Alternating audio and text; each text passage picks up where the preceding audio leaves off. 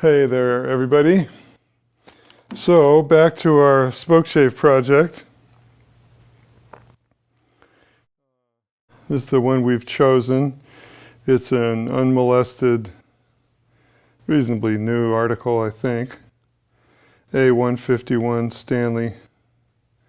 And it says, so it's hard to read here, but there's a little decal that says malleable, which means that they tried to use an iron alloy with a little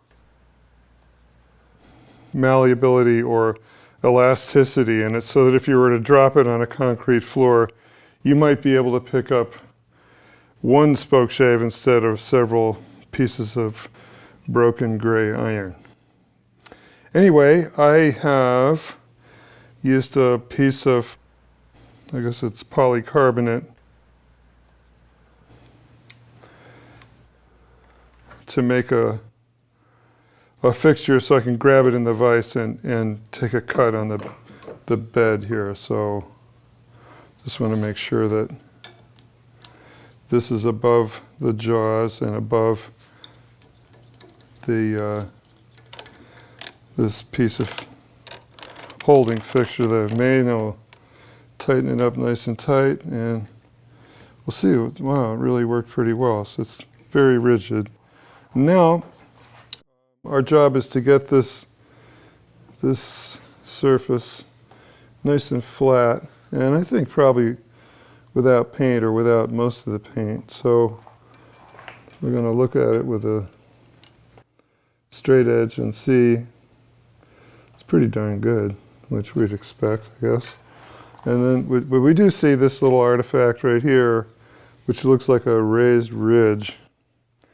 And, you know, if that's paint, then we could try and get it with a, you know, well, maybe it's not paint. Okay. All right, well, we'll see what it is. So normally, for a job like this, I would pick out, from my little collection of hand scrapers, I'd pick a scraper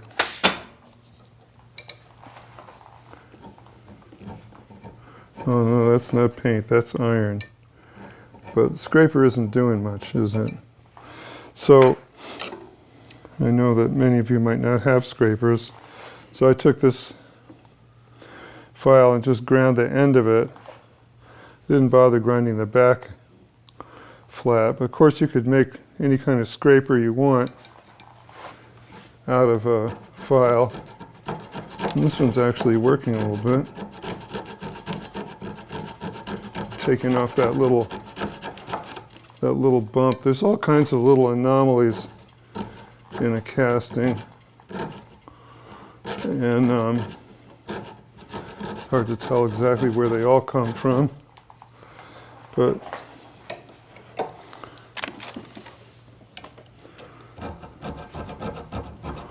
we just want to make sure that we don't have a bump, especially in the middle. If anything, we want this surface to be a little bit concave or hollow. Certainly don't want it fat or convex.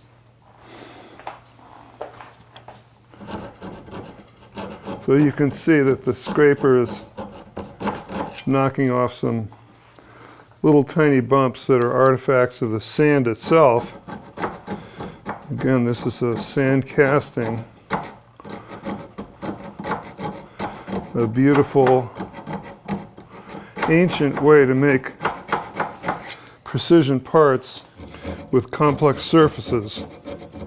All you have to do is make some kind of pattern that's the shape you want, and then figure out how to press sand around that shape, and then sneak the pattern out of the sand without bothering it. And then you can pour liquid iron in there.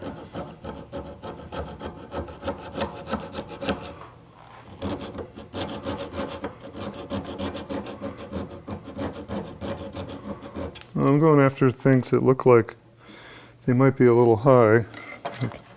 Should check again.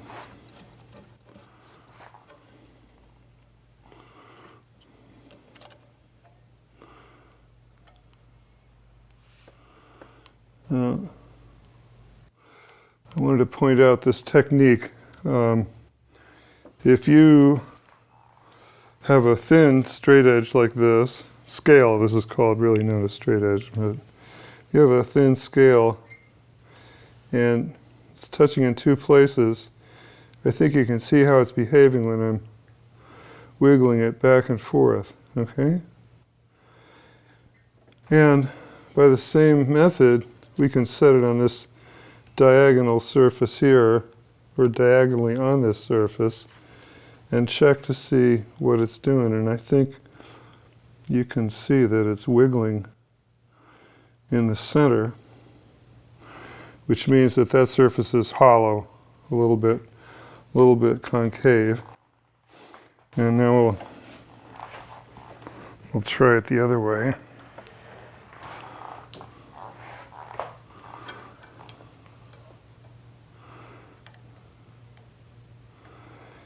And if you're sensitive to it, you can see exactly where the straight edge is moving and where it's being held still. Wherever it's holding still, of course, is where it's touching. So it seems to be touching here and here, which is no big surprise since we've been working on the middle a little bit, and it seemed to start out straight. So we can tolerate a tiny bit of hollow.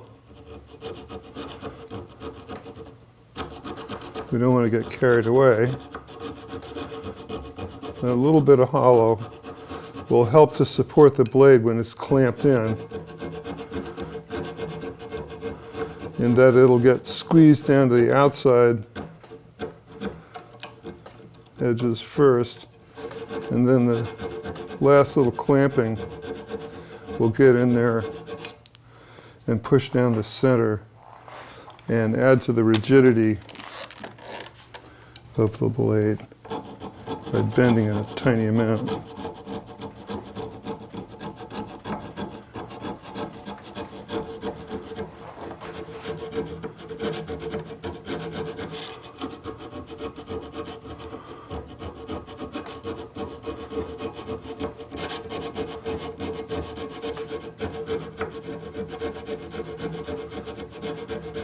It's working really well.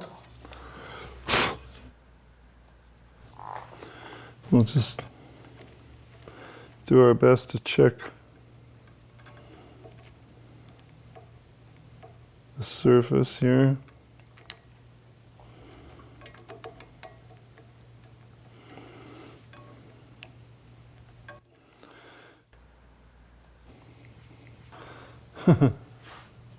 It's interesting that they still have these two little artifacts here. And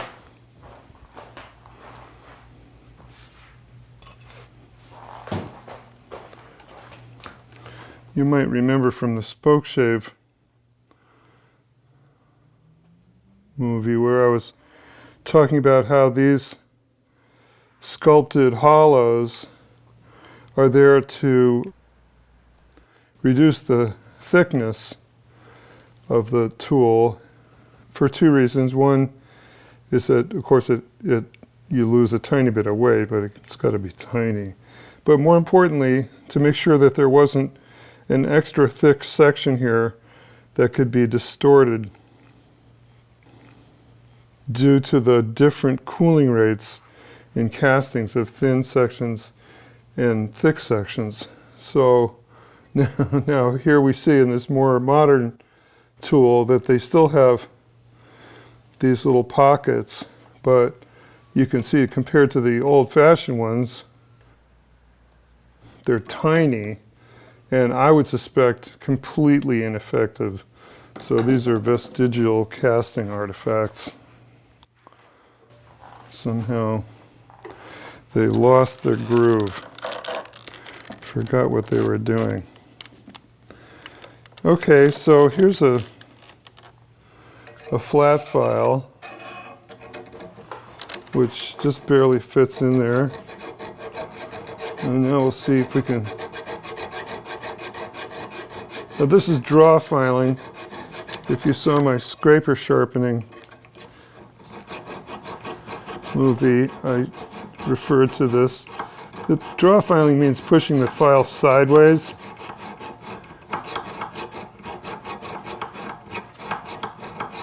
And it cuts in a different way because what happens is the teeth end up at a very, very, very high skew angle, and it helps the file behave well and cut and leave an especially good surface. I think you'll agree it's a pretty nice surface that we're getting.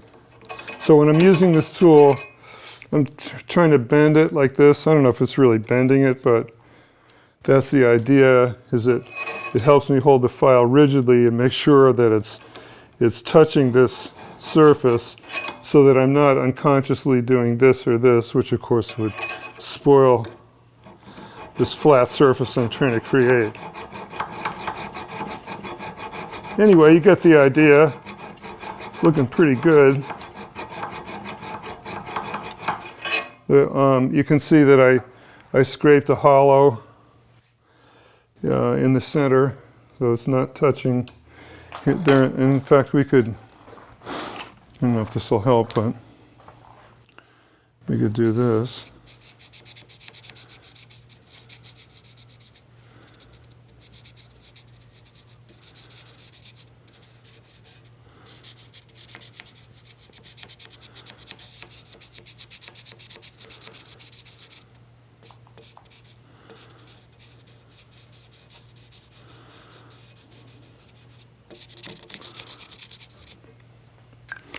See if that shows us anything.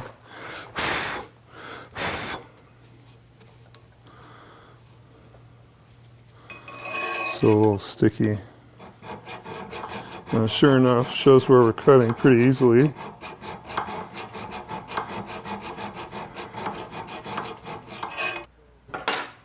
Just for the record, this is not a concern over here. We see that dropping off. We don't really care because we've got this nice surface here for the blade to land on. And then we know that the cap of the Spokeshave is going to lean on the cutting blade down here somewhere. So this surface is really the surface we care about. And we'll try and take a little bit more off to try and get into this area here that hasn't been cut. Over here it's better. It's very close to the edge, but we'll do a little more work.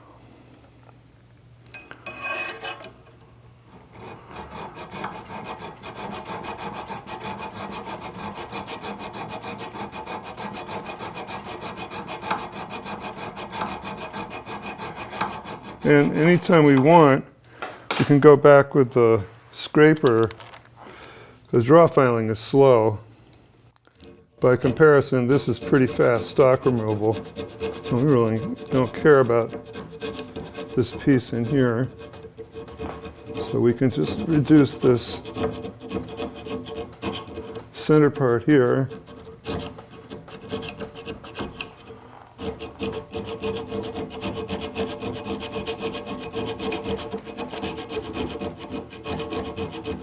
And save us a little bit of work.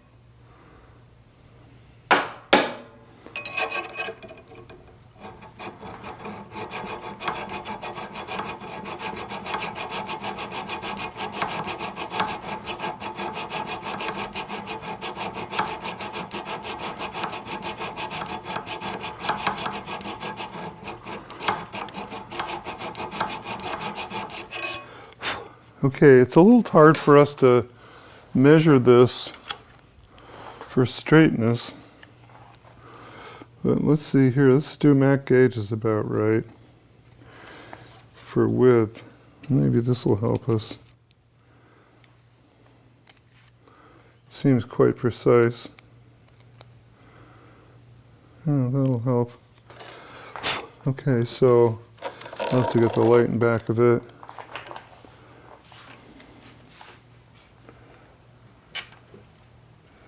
And you can see that it is hollow, which is okay. And there appears to be, it's funny, there seems to be a bump right there, which we wouldn't have thought, but there it is.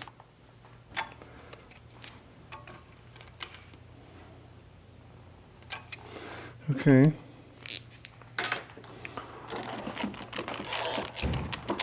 I'll try and tease that out.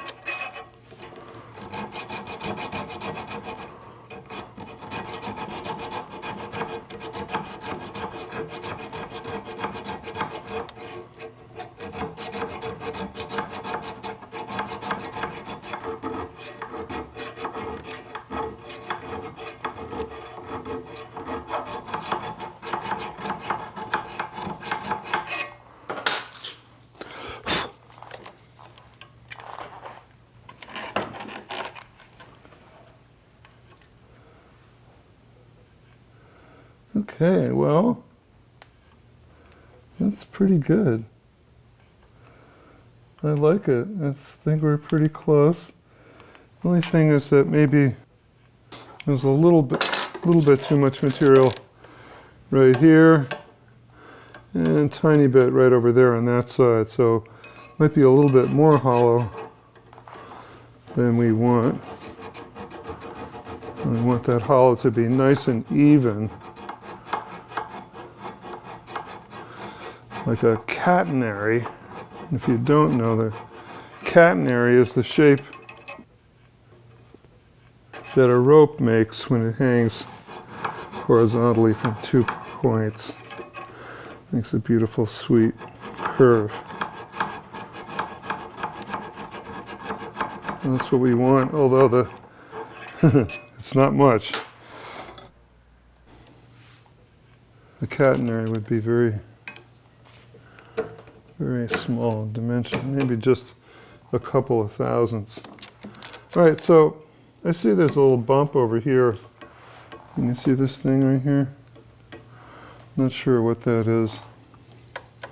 Might be paint or glue. If it is, it'll come off in one. Oh, there it is, gone.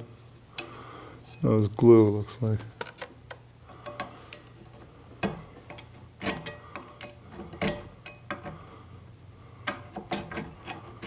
Okay.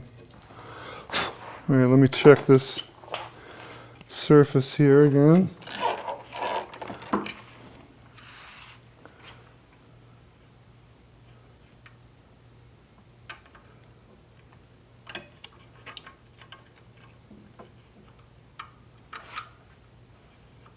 It looks really good. Just what I wanted. And again, I'm going to remove just a little material from the center. Make sure that I don't have a problem right in here. All right, so the iron is going to be clamped down here, and it's going to touch here. We don't care if it touches there. In fact, we'd prefer it if it didn't touch there, so let me get in here and just take out a little bit of material.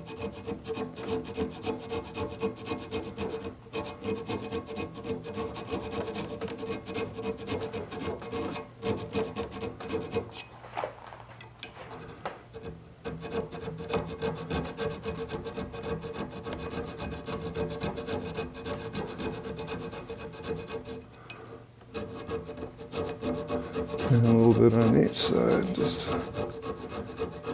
to be sure.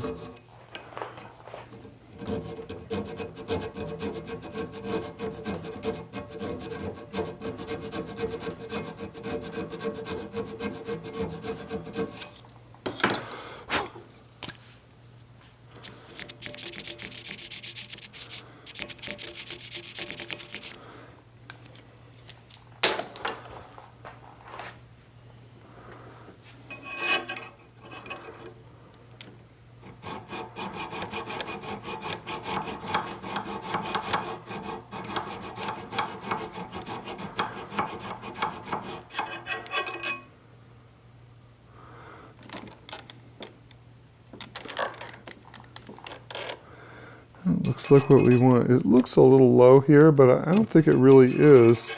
Might be a little bit a tiny bit high over here.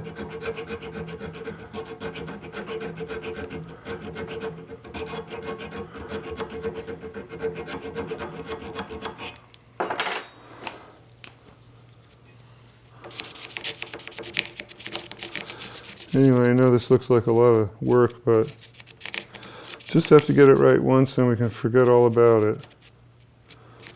A lot of works like that.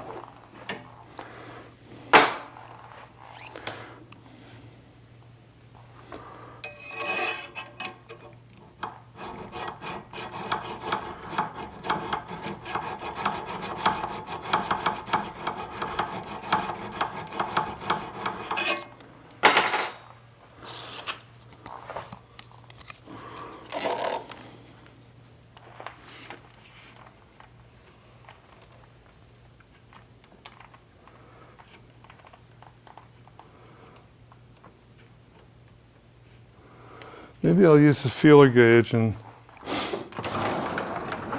just confirm what I think I'm seeing.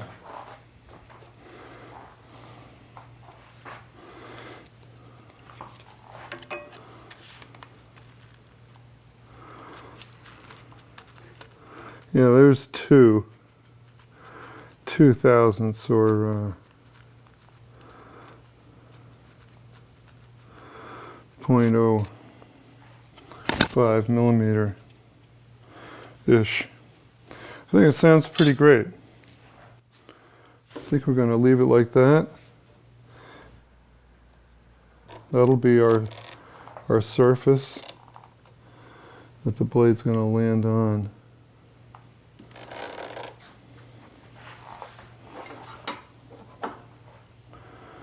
Okay, I'm taking one more cut.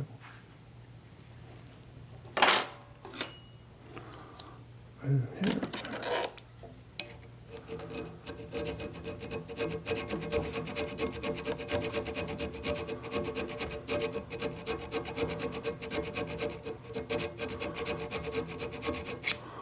Okay. All right. We need to clean up this surface in front. And this is the surface that was provided by the tool maker.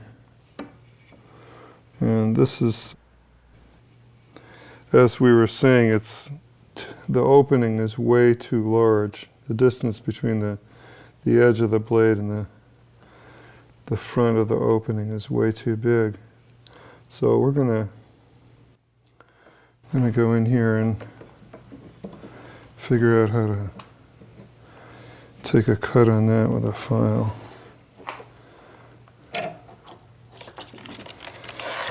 Get the paint off so that we can solder a new piece of material in here. I don't know if you can see here, but this isn't a very good surface. It's a little funny looking. Seems to be drooping down here at the ends. We could just hold it like this. Use this to, yeah, sure enough, it's rocking, which isn't going to be a lot of fun. But again, we only have to get it right once.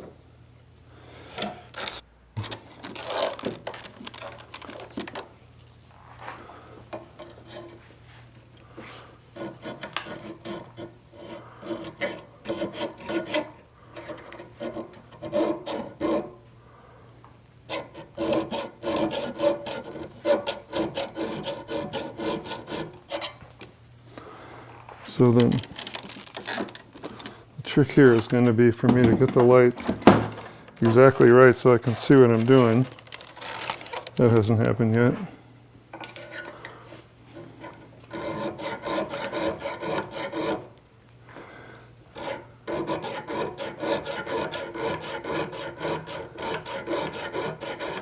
So you can see, first thing is I'm taking off a couple of little bumps, just like the other surface. Those are little bumps that are artifacts of the sand. Okay. And let me try and hold this another way. I don't really have a lot of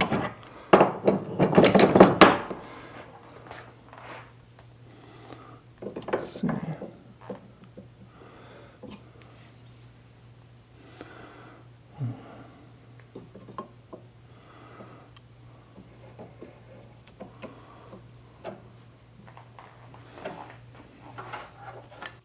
This might be better here.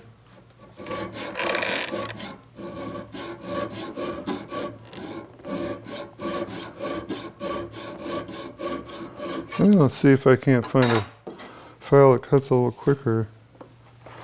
None of these are brand new that I have for this job.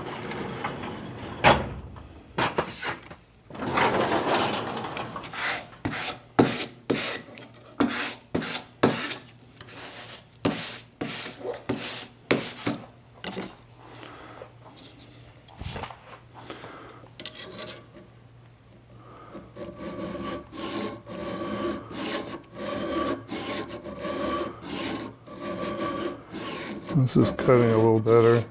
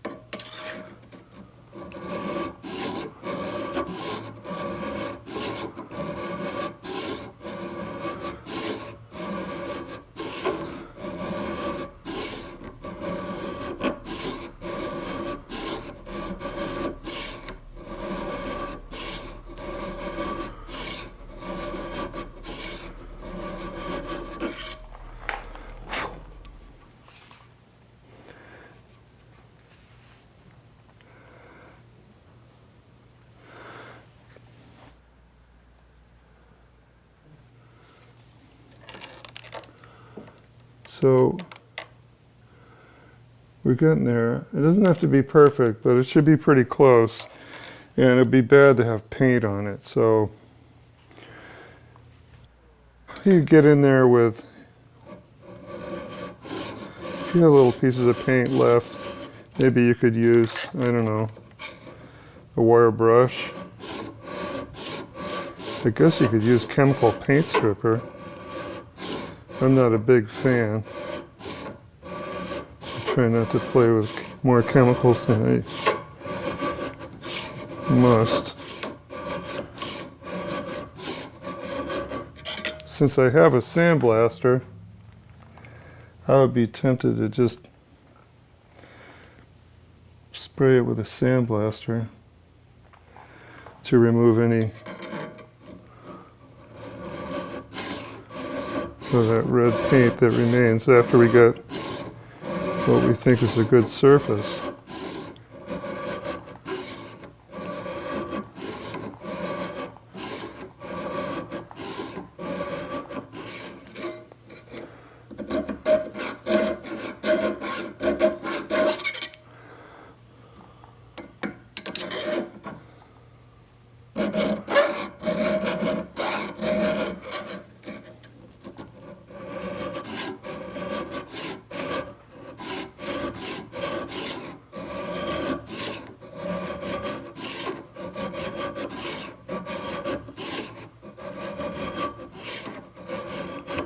All right, let me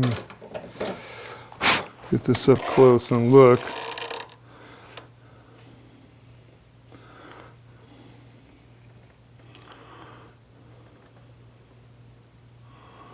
Well, looks like I've done a pretty good job. Looks pretty flat. I am not tempted to go after all of these. I don't really want to take all this material off in the middle just so it can look perfect for the picture. And the solder that we're using is capable of filling to some extent. In fact, there needs to be material in between the two surfaces in order to make a proper bond. That's what soldering is all about. So I think we might be done. The thing that might not be done is the corners, although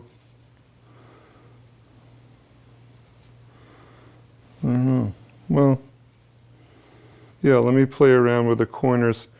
You think you can see this one's a little round looking here. That one looks more square on this side. Well, let me just work on this corner over here and square it up, and then we can try and fit a piece of material in there.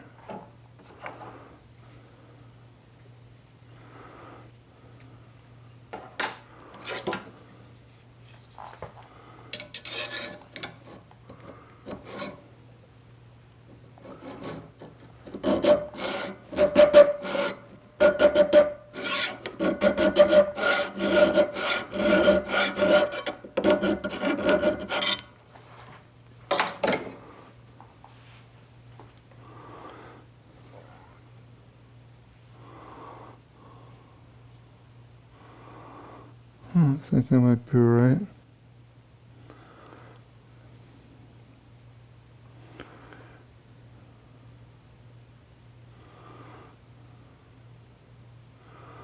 Yeah, I think that's going to get us what we want. Is it cheating if I use my sandblaster? I'm going to use it. I'll be right back.